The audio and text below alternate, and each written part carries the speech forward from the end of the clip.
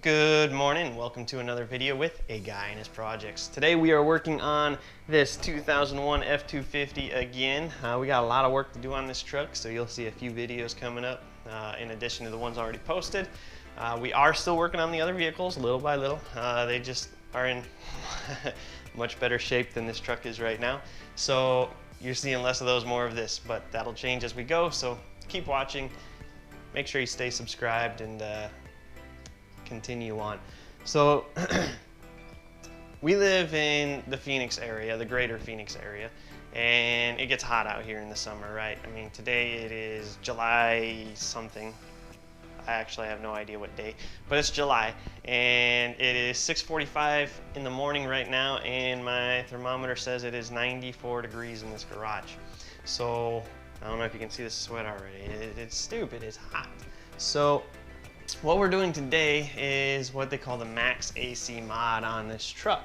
This is the V10 engine, but what happens is from the factory, Ford didn't put a heater core bypass valve in all their vehicles, or all their models, all their years, whatever.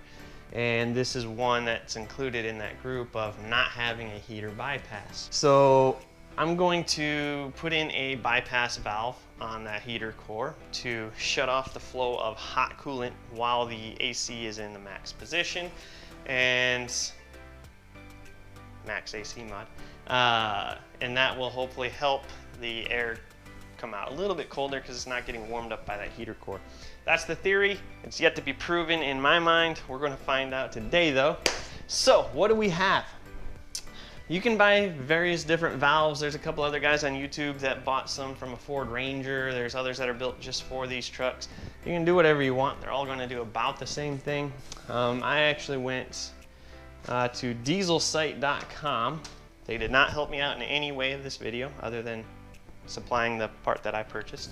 But I went to dieselsite.com and I bought a valve. And this valve came with, you know, everything you need. It came with the heater hose, or the vacuum hose. It came with the hose clamps and a T. It came with a whole bunch of different pamphlets, business cards, instructions, stickers, and whatever. But the main attraction is this valve.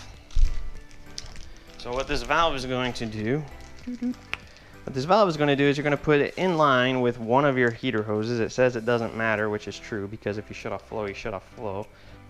But this valve goes in line, boop, boop, with your tubing. So all you gotta do is cut your hose, slide this in, and then this little vacuum canister here, you put a vacuum hose on, take it to the one under the dash, which is where the Max AC is controlled, that button to close the damper. And what that is going to do, anytime you turn that knob into Max AC, this little lever is going to pull, or push, or pull, I'm not sure yet. And that's going to close a valve in here, shut off the flow of hot coolant, which should allow your AC to become a little bit more efficient. So we're going to find out right now if that's all true and dandy and great and fantastic. So stick around, hit that subscribe button, smash the thumbs up if you like the video, and let's get started. So coming in underneath the dashboard, or the glove box on the passenger side, there's a grommet here. I fed some wire through to be my guide to feed the vacuum hose through. That silver canister you just saw right there is what you're going to end up tying into. And then underneath the passenger, or behind the passenger tire, behind the wheel well, you can see those grommets up there. You see that white wire and the red wire. That's where the metal wire's coming through. It's not showing up on camera, but essentially just grab that, pull the wire through, feed it up, and you're kind of aiming for where the AC accumulator is. You'll see that in a moment here in just a second. You want to keep that vacuum hose away from everything hot. So you'll see right here, you can see that wire that I fed through, that tie wire right there. It comes out right about where the accumulator is. Now you can feed this wherever you want. This is just how I went. But your valve is we're gonna tie our valve into that hose right there. So I attempted to feed it through this grommet a couple of times and then gave up, and I went to, if you'll see that red electrical wire in the grommet below where I'm actually feeding through, I changed my mind and used that grommet only because it was a little fresher. It's been replaced at some point. The one I'm trying to go through right now is 20 years old and hard as a rock. So the one with the red wire going through it seems to be a lot newer, a lot fresher rubber. So I ended up, after this fell off, changing up and going through that other one. It really doesn't matter. It's not going to affect anything, because that gray canister that you see that white vacuum hose is going into, just to the left of the one we're pulling, that is where you're going to tie in. So like I said, just find a way to get through that firewall. Once you do, you've got your hose clamps in the kit, and as well as this T. We need this T right now. So as you can see, I didn't get footage, but we already fed this through the firewall in the other grommet. So grab that T, cut a good 2-3 inch piece of rubber off that vacuum hose, and just stick it on one side. Doesn't really matter which side of that T, but you're going to stick it on, push it through. It's a little bit tight, but it's good. You want it tight so you don't have a vacuum leak. Once that's on one side, go ahead and stick your line going through the firewall on the other side. And again, technically this doesn't matter which port you use either. Okay, so once you get that on, you are going to unplug the white vacuum hose from that canister and plug that into the final opening on the T. Easy peasy lemon squeezy, or not so much. Once you get that, take that little 2 to 3 inch piece of rubber you added to the T and stick that on in place of the white one on that canister. You can then go under the truck and pull your excess slack out of the way, and there we go. We are done inside now. That's what you look like at completion. Okay, so now we can go back to the top side. You can see I'm feeding the rubber up through, and like I said, I'm kind of aiming for the accumulator, underneath the evaporator area. And there's the rubber. Looks like a little snake. You can grab it from above and pull it up. There's plenty of rubber, as you can see. You can really put this on any hose you want anywhere. And I'm going to pull it on the other side of the accumulator to keep it away from the heat of the engine, and then feed it through on top. This just keeps any slack from bouncing around and getting overly hot by the engine. You are going to make a little bit of a mess with the coolant, so put your drip pan down there and get a pair of cutters. Doesn't matter what you use, side cutters or what, but you're going to need those momentarily. So this is the valve. You're going to figure out where you want to put it. We are putting ours right behind the crankcase filler, the oil fill cap, whatever you want to call it, right about there. For no other reason than it's an easy spot to get to be totally honest. There's nothing wrong with being lazy. So grab those cutters you already grabbed. You are going to squirt some coolant, so I recommend wearing safety glasses. And especially if this is hot. If you just pulled in with your truck, this is going to be very, very hot coolant, so be very careful. I'm doing this on a cold engine. You don't have to cut the hose exactly straight. You can have some jagged edges, not a big deal. There's plenty of nipple room on that valve that if you're a little crooked or a little jagged, that you're going to be just fine.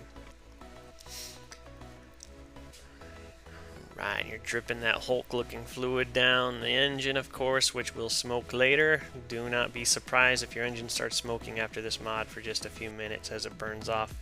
You can also use a hose and spray it off when you're done if you want, just to get the coolant residue off. Alright, so now you're going to want to put your hose clamps on. Don't forget that part. I do very often. It's rather annoying. You're going to have one hose clamp on each side of the hose, and then you can stick your valve in. Supposedly it doesn't matter which way the valve goes, so I put the vacuum port facing the cabin only because it just makes it easier to route. Not that it would be difficult the other way, but tighten up your hose clamps.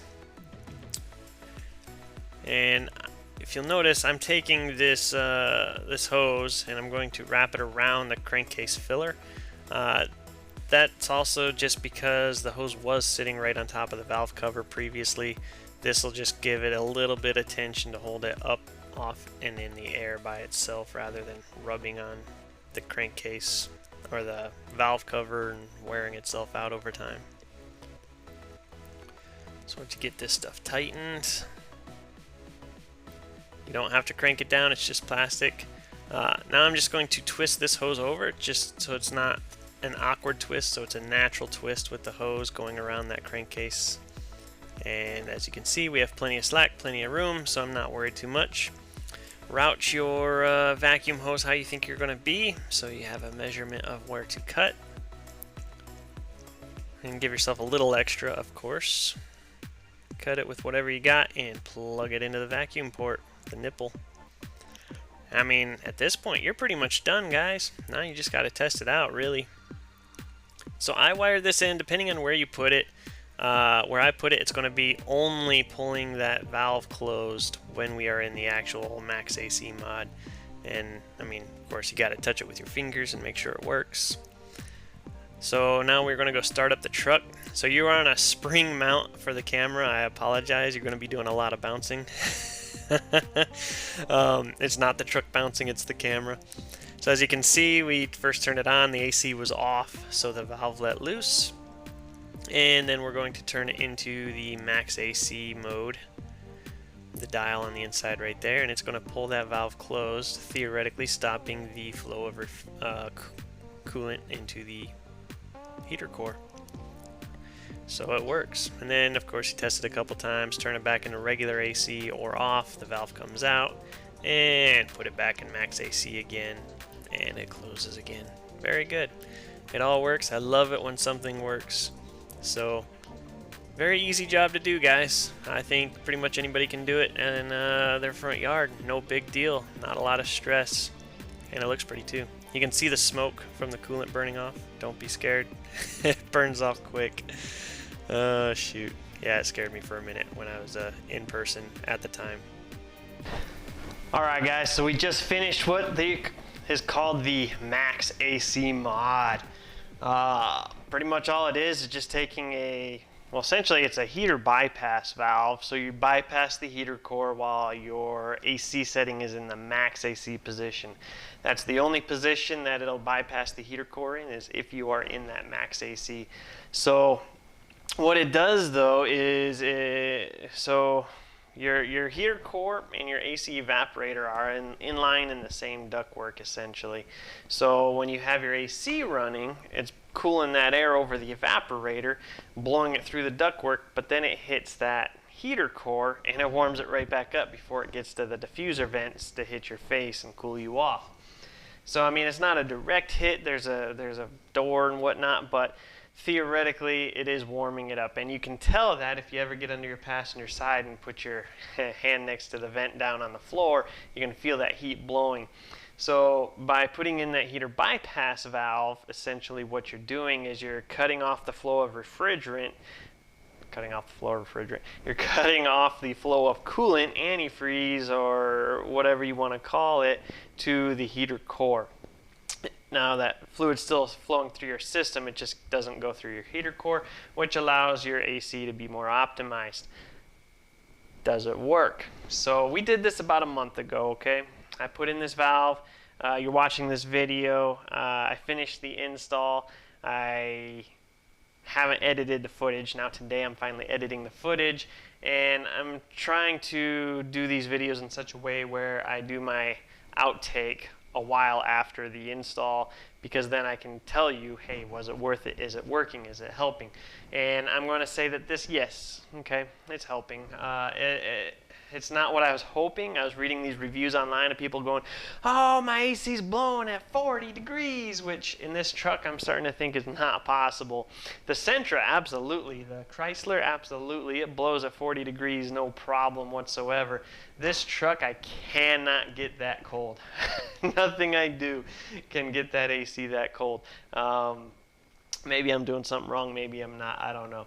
But I can't give you a tangible answer to how much that bypass valve is helping the AC, because I don't know it. All I know is it still doesn't blow cold enough to, you know, cool off the cab the way I would like it to in comparison to my other vehicles. It does work, okay? The AC does work, just not as good as newer technology, I guess. So anyway, that's how you do it. I'll post a link down below. It's not an Amazon thing from what I can find, but I'll post a link to where I purchased it from. And if you liked what you saw, make sure you leave me a thumbs up, hit me up in the comments down below, and hit subscribe. I got a whole playlist dedicated to this truck of projects we've done and projects we're going to do. So make sure you stay tuned, hit that subscribe button, and watch my videos. And hopefully you can see as this project progresses. We've made a lot of progress the last couple months I've owned this. I've bought this in March, right as COVID hit. Now we're in August. COVID's still freaking annoying me, but anywho, we've made a lot of progress. We've got a lot more to go. The goal for this truck is to have it ready to go camping with my family out in the middle of nowhere without me having to worry about it maybe breaking down. And we're actually getting pretty close to there. We've replaced a lot of this, pretty much the whole suspension. We've replaced a lot of the steering. We've done a little bit of engine work, a little bit of cooling work. And eventually, once YouTube's paying me to actually, well, Once YouTube's able to supplement me enough money, I want to work on the body on this thing. We're going to do some major updates to the body. I got some good ideas, guys. So stay tuned, and I'll see you next time.